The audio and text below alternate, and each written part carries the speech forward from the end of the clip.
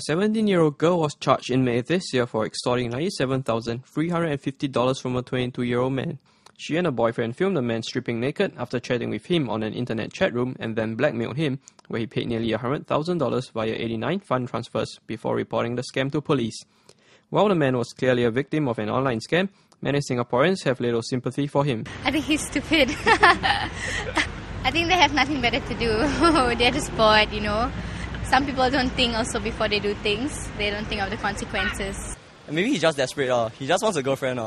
Yeah, he just wants some loving, you know.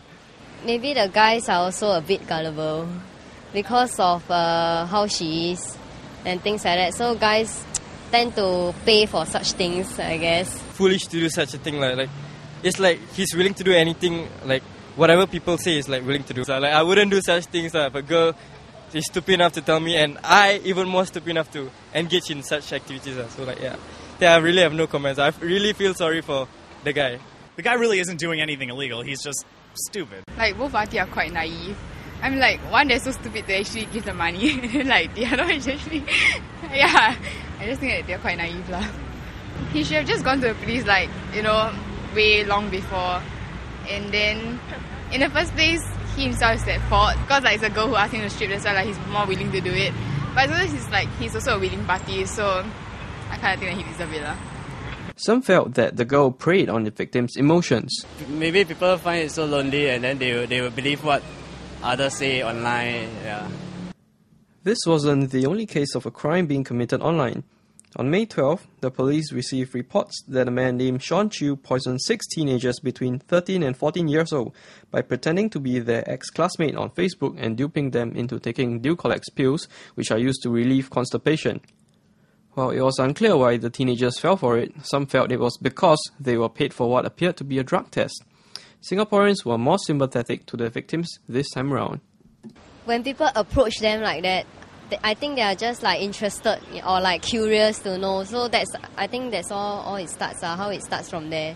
It's just you're in a stage of your life where you're easily malleable and like your brain is like, it's not, you can't really fully think for yourself yet. But they're getting paid, right?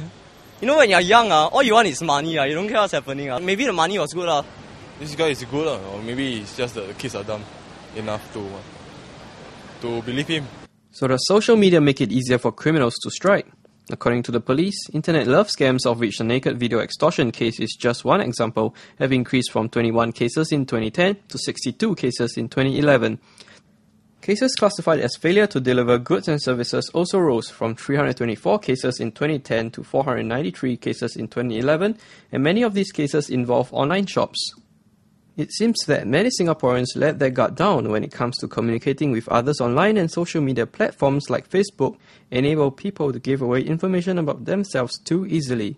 It's quite boundaryless lah. You know, there's no perimeters on who you can meet.